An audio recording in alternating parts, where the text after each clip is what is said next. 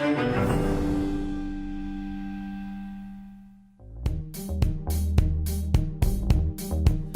today I have the pleasure of speaking with Mariah Williams.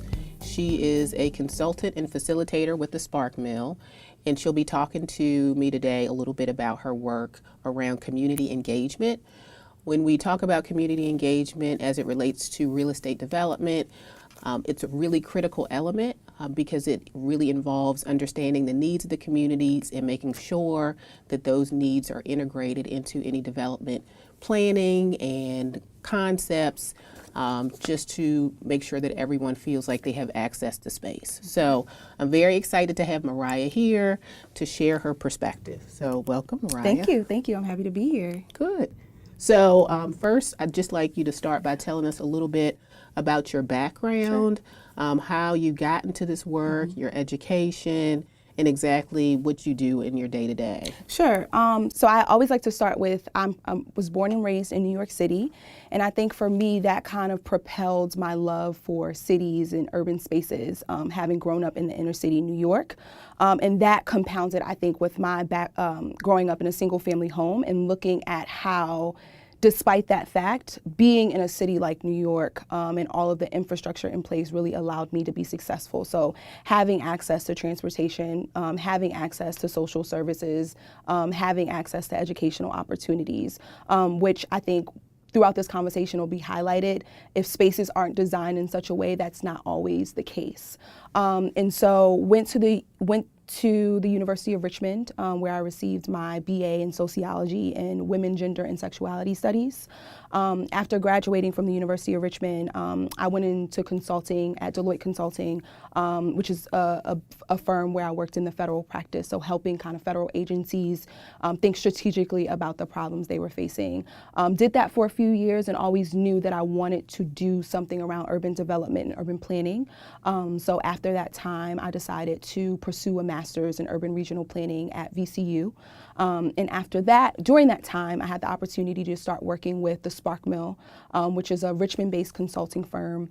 And we do a couple of things. The first is kind of nonprofit sustainability, so thinking about how nonprofits can remain strong and remain effective in working with the communities they serve, and then also strategic planning work. So anytime a nonprofit is thinking, 3 to 5 years out to say, what should be the strategies that guide our work, we help them to facilitate that process. And a big part of that process is encouraging community engagement. So when you're talking about nonprofits, we work with nonprofits throughout the Virginia region that are looking to craft and shape what they do around the communities they serve, making sure the voices of those communities are included in that process and those folks are engaged in that process is a really key part to how we facilitate our process and how we work with clients. And then kind of a second professional hat is really writing, speaking, and doing research around how people of color experience spaces, because from a planning kind of discipline, that has not always been a narrative that's been really highlighted within the planning practice. Okay. Yeah. And so some of your comments kind of caused me to wonder if you're thinking about, within the context of real estate development, especially within urban environments, why is community engagement important? Yeah. So I think the important thing to remember about urban planning is that it's comprised of a set of systems. So that includes real estate, it includes the creation and development of public spaces, it includes where jobs go, it includes where commercial spaces go. And so when I think about, as we think about all of those moving pieces, right, it's easy to think about, real estate or things being developed as buildings, but a lot of times people live in these spaces. And so in the context of real estate development, when you're thinking about where real estate should be developed, you have to take into account the folks and the communities that exist in a space. And so in doing that, community engagement is really about having conversations and engaging folks in how a space is to be developed. And there are plenty of examples where that's been done really poorly and where that's been very successful. So, can you give us some examples of where that has been done successfully? What does that look like? So I think, so backing up a little bit, community engagement, I think it's important to remember that it's a process. So it's the process by which you collaborate with community members or stakeholders around things that will impact their communities, right? And so, so it's thinking about how you do that. So the more tangible things, are you doing it via like public meetings? Are you doing it via focus groups? Are you doing it, how are you convening people? It's thinking about the what are you trying to solve for in engaging people? And then who, so thinking about the voices you're including. I can imagine, and my background is not in real estate, but just, knowing about who typically is at the table when big real estate decisions are being made. They are folks with power. They are folks who have economic, political, and social capital.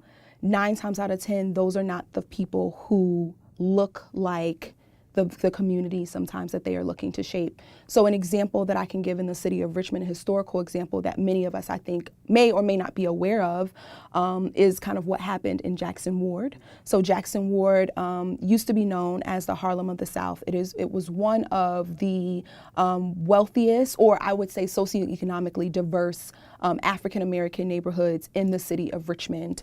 And in the country. And in the country, actually, yeah, that's very true. And I would say between the 30s and 60s, there were a number of development policies that really ravaged the community, right? So physically wiping out folks who had lived there, so demolishing their homes to build highways, but also, simultaneously to that, downtown center city development was happening. And so in order for all those things to take place, Jackson Ward was really impacted by that. So I imagine that, community engagement really in urban planning didn't really become a thing until the 60s. But I imagine if there was something in place to say, okay, we recognize that the city needs to develop, but we also recognize that there is this robust community here.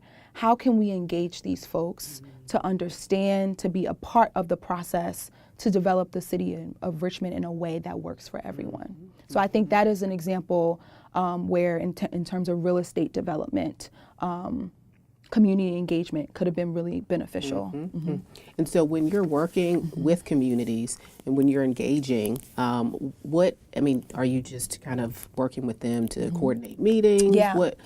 What is that process? Yeah. So it varies, right? So some nonprofits that we work with, or private organizations, are very aware of this need of engaging the community. Some not so much. And so the process will look different. The first is when in a strategic plan, for example, when we are gathering information from stakeholders around how should X organization, how should they evolve over the next 3 to 5 years? There's a tendency for leadership to say, you need to speak to this government official and this CEO and this business owner, and not be aware that there's also a need to speak to community members. Why? Because the services, the programs you provide, they are recipients of those services. They are using those services. So if you're thinking about how your organization is to transform, you can imagine that it's very important for you to hear from those folks. And so throughout that process, we will use things. I have an example. So one of our clients, RVA Rapid Transit, they are an advocacy and organizing group in the city of Richmond that advocates for far-reaching quality transit throughout the region. During the strategic planning process, one of the ways we gathered information was through a community survey where we sent it out to all of the folks that they had on their on their listserv of people that had engaged with them. I think it was over maybe like 1,500 to 3,000 folks. We also recognize, though, if you're talking about transit, particularly in the city of Richmond, we needed to also put our feet on the ground and go speak to transit riders. So that looked like us developing a quick, 3-minute survey and going to the transfer station in Richmond and capturing information from folks who ride the bus daily, who are transit users, who rely on transit to get to where they need to go. So I think that is an example of how we work daily with our clients to remove kind of the access, the barriers to accessing community engagement. It's oftentimes, you run into situations where it's like, we have a public meeting and people aren't showing up. Well, are you thinking about what the barriers might be to them showing up? Is it in a place that is accessible via transit? What time are you having the meeting, right? If you are trying to engage working class people, then the meetings need to happen perhaps in the evening. If people have children, are you providing childcare? How are you presenting the information? Do you have translators? If you are trying to engage a group of folks whose primary language isn't English, do you have folks who can communicate with them? Are you thinking about kind of financial barriers? So are you paying people for their time? Is it enough to ask them to show up without, compensating them for dinner or lunch or whatever that is? So really our work on a daily is helping clients think through these barriers to really understand deep engagement as really a necessary piece to strategic planning. So have any of your clients been any private sector or real estate developers or folks who are just, looking to transform the physical environment? Because I can imagine that for some, what you're saying, it's new. They don't necessarily have the infrastructure within their companies to do this work and may not have necessarily seen the value. So I'm just curious about for those groups that may not typically have that type of engagement in their infrastructural model, how do you kind of go about explaining what the benefits are from their perspective? So I can't, and I started at the firm in January, so I can't point to a specific project that I was on. We did work with RRHA, doing some empathy work, which is around, in order to really see the need for engagement, you have to see the folks you work with as humans, as people, and empathize with the issues that they face day to day. I would say for clients that this is not to assume that folks in the private sector are not socially conscious, or they are not, but have a harder time connecting the dots. I think what we do is we start with equity and justice and really breaking down what that looks like, and starting from the beginning by way of giving historical context of why the work folks do today in the private sector, real estate developers, has been impacted so much by these other things happening outside of that. And I think that that is an effective way to at least start the conversation. Now, I will say, in thinking about community engagement, I described to you a model that we push with our clients that is what we call very deep community engagement. So it's getting on the ground, it's talking to community members, it's making sure their voices are involved in the process. But there are other levels of community engagement that don't go that deep, but they do require you to be kind of face-to-face, or at least make an effort or put things in place so that you are kind of having those conversations, if not with community members, with people who represent them, or one or two people who have been chosen to kind of speak for a group. And so when I think about ways that community engagement practices can be employed in real estate, I don't think it has to start with deep engagement. It can start with inviting people to a meeting. It can start with educating about the projects that are to take place. It can start with showing people the vision for this piece of real estate is to be developed, and here's what we hope it looks like, and we want to at least inform you that that is happening. So, the thing, informing, consulting, those are parts of the engagement piece. They are just not at the deepest level of what that could look like. So can you speak, you mentioned this, but can you speak to, because I can imagine that just kind of given the historic context, sometimes there is just distrust if you're trying to engage community, and then they're thinking about like the real estate development that's happening in their neighborhood, or some of the changes and transformation. Can you explain why that tension or distrust might exist? What's kind of happened historically to kind of create that tension between different groups or different stakeholders? Yeah, I think from urban, and I say urban planning obviously to include real estate, because again, we're thinking about systems of development, systems of public space, systems of real estate, systems of all these things. And I think to really understand that at the really the start of urban planning as a formalized practice. It was really seen, development was really seen as a way to develop the physical environment to rid it of its social ills. At the time, this was like 30s, 1930s, racism, sexism, classism, but particularly racism played a huge role in how the planners of that time, which were mostly white and mostly men, looked at how the physical environment needed to be transformed, what needed to be built, how it needed to be built, the aesthetic of, how it needed to look in order to create cities and to create spaces that really could push these social ills out, or at the very least isolate them. And so that is the root really of how urban planning was seen as a profession. And so historically, based on that, what you've seen throughout the profession is a number of examples, pointing to Jackson Ward, but Jackson Ward is just one of many examples of spaces of neighborhoods throughout the country where folks have been physically and psychologically kind of displaced. And so I think the tension has come from, there's a community that's here, and then you have folks from the top, government officials, real estate developers, sometimes even folks from higher education institutions saying, well, we want to go here where these people are and develop here.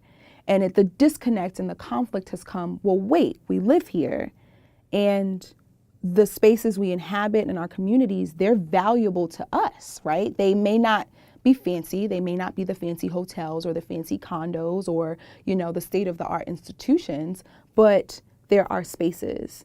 And so you can obviously see how that lends itself to being a kind of a conflict. And 9 times out of 10, the folks up here with the money, with the power, with the capital have won. Have beat out the folks who, at the bottom of that. So have you seen, as we kind of look at those conflicts that occur and how they've happened across the country, then I'd immediately maybe think about just gentrification. So have you seen, just to kind of flip things in a positive way, have you seen any cases in your research where, a neighborhood gentrifying has resulted in positive benefit for those who originally occupied that community? Yeah, I would say, so I think I would say gentrification is often framed as just the worst thing that could happen to any neighborhood.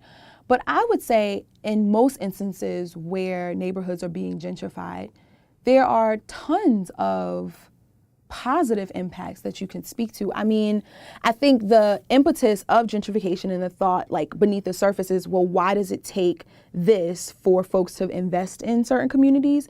However, once that investment does occur, you see investment in transportation.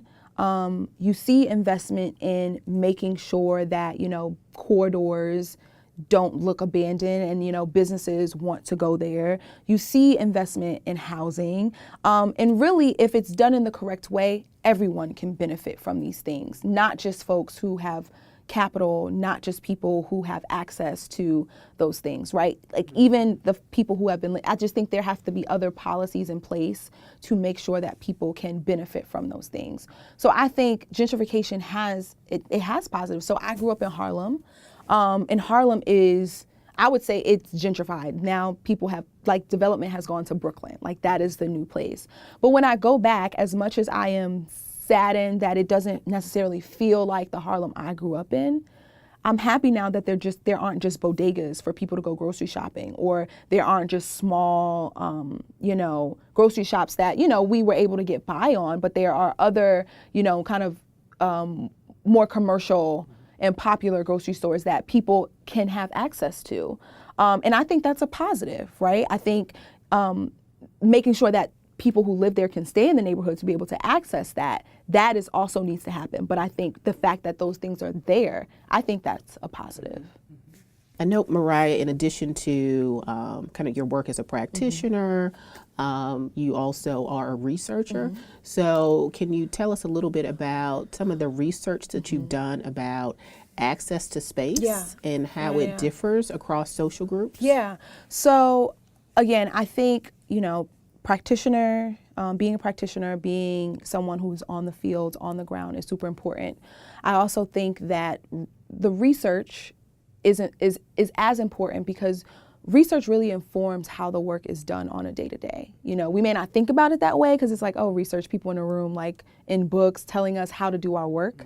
And so I can see how that can be, but research really informs how the work is done. And so my research is really focused on looking at how African Americans and separately, I think, African American women experience space. Now, why is that an area that needs to be researched? Well, when you think of the intersectionality of who we are, right? I am African American, I am a woman, I grew up in a working class background. If you are, say, you can be Latina, you can be a white person. If you have a disability, if you rely on public transportation, whatever that may be, we experience our environments differently. Oftentimes, again, I go back to the historical lens of planning, we have planned for one type of person. Historically, that has been white people navigating spaces, right? A very normative way of thinking about who inhabits, who moves through space. And my research really looks at, okay, recognizing these differences, not in a way to be super divisive, but saying this is a fact. Like, as a woman, I'm going to think about the streets that I walk down because if there's not light, I'm going to go a different way. Or as a person of color, I make the decision to go to spaces where I feel comfortable and I feel where my culture is reflected, right? How can, as planners, we begin to think about these nuanced ways of spaces? And so my research, the research that I did for my master's program, used the city of Richmond as a context to explore how women of color experience the city. And without going too deep into it for that, I did 4 sets of focus groups. I did 2 with white women and 2 with African American women. And we did a focus group where I asked them a series of questions and I had a map of Richmond presented. And I asked them to identify spaces on the map where they felt safe, where they felt was useful to them, where they felt a sense of belonging, and where they felt a sense of inclusion. So that was one method that I used. And the second was for each of the groups, we did an exploratory walk through a neighborhood. The neighborhood for this research study was the Fan. The point of that is, it's one thing to talk about how you experience space as we're having a conversation. It's another thing to bring our bodies into the space and have women react to what it's like to be in that space. The results of this research showed that Black women and white women, to a certain extent, do experience the city of Richmond a bit differently, particularly by way of safety, belonging, and inclusion. So usefulness was really, what are the spaces that are useful to you? Both groups really identified, places I can go grocery shopping, places I can shop, places I can, meet my day-to-day needs. For safety, though, it was interesting because both groups pointed to this sense of, I feel safe in environments, say if I'm walking in a neighborhood, I feel safe in environments where there's adequate lighting, there are sidewalks because I don't have to walk on the street, and there are other people on the street, right? Like this idea of in urban planning of having eyes on the street, it makes you feel more comfortable. Both groups pointed to that. I'll say that the group of Black women pointed to, I also feel safe on a street where there are other Black people, where I can look up and see people who look like me. The implications of that is when we're thinking about how spaces and communities are being developed, if there are enclaves of, African Americans or neighborhoods where, African American culture is rich, to remove those suggests that people will then feel unsafe because they don't have those spaces to feel that sense of community in. The other places were belonging and inclusion, where I asked them to, on the map, identify neighborhoods, specific locations where they felt a sense of belonging and inclusion. Inclusion being, I'm invited into the space and I'm here, I'm included in it. But belonging, kind of this emotional sense of, I'm here and I feel reflected, I feel welcomed, and I would say, the big difference with African American women is that they pointed to a lot of Black-owned businesses and minority-owned businesses in the city of Richmond. And I think from a planning perspective and a development perspective, that suggests the need to perhaps invest in those spaces if folks identify those as spaces that are meaningful for them. And it's interesting because as you talk, I think about just in the real estate development space, a lot of focus is placed upon market analysis and just kind of yeah. understanding the dynamics of a market, the demographics. But I think that one thing that kind of those studies don't necessarily really touch on is people's experiences with space and how, given the growing diversity of our communities, of our country, how important it is to do exactly what you're saying and really becoming a little bit more nuanced in how we analyze space. And how we analyze market need and who we're really trying to target in real estate development and making sure those communities reflect the needs of the folks there. And I think that ties back to engagement too, because when you think about the tools for engagement, certainly, so when we are working with clients or as planners, we're certainly pulling the demographic information. So who's here? You know, we're on U.S. Census, American Fact Finder, pulling that information, or using geographic information systems to kind of spatially represent, you know, where folks are living. I think those are the quantitative pieces that are really, really important. I would never say like we shouldn't pull those numbers. However, I think it's important to supplement that by having conversations, by, you know, doing experience interviews, by doing exploratory walks, by doing mapping to say, okay, here's what the numbers are telling us. Here are what the analysis, the real estate analysis are telling us about, you know, how to do this. But here, let's overlay that with some of the qualitative information to make sure, are these things aligned? Are they telling different stories? If so, how can we reconcile the two? And I think both things are important to pull into any type of development project.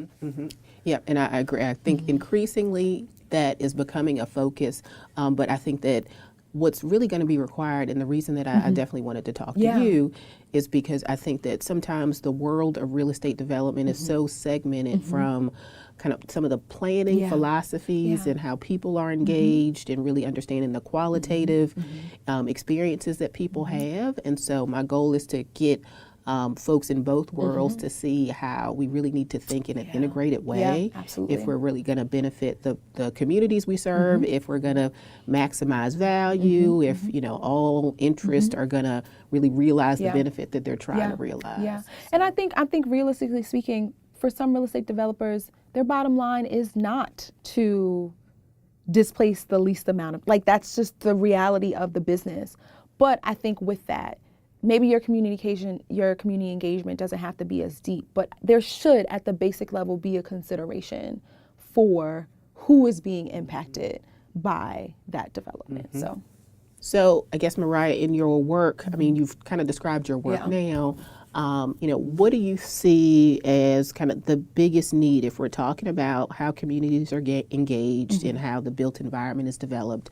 Where do you see the biggest gaps? Where do folks who do the work that you do or the work that I do really need to focus our attention? Yeah, so I think I'll answer that in two answers. The first, I think, is I always think of the pipeline. So in urban planning, I imagine in fields like real estate development, I know architecture for sure, urban design, they're not very diverse fields.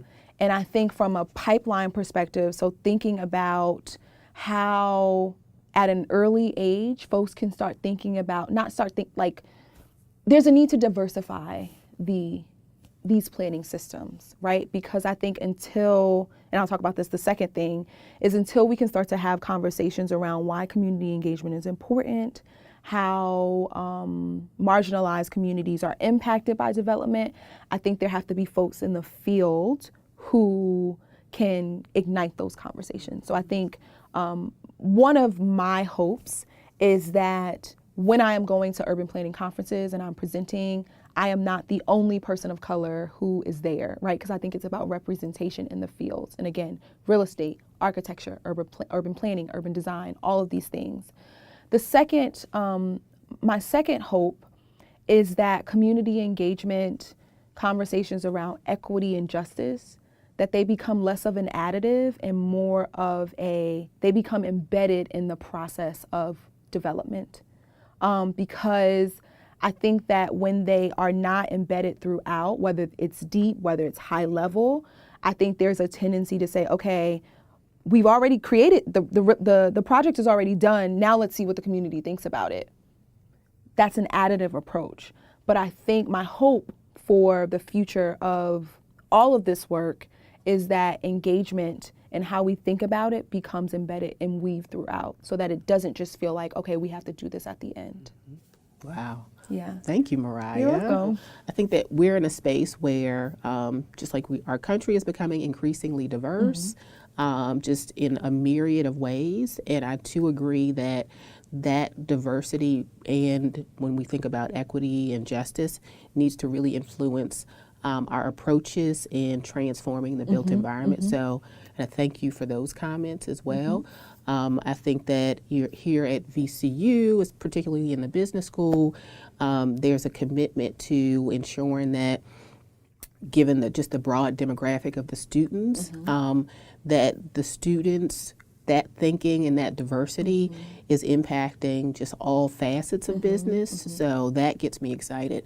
I do want to thank Mariah for her time, her thoughts, and her research, and I really look forward to the work that you do in the future and really influencing how we think about space and ensuring that we're equitable in our thinking about how the environment is developed. So. Absolutely.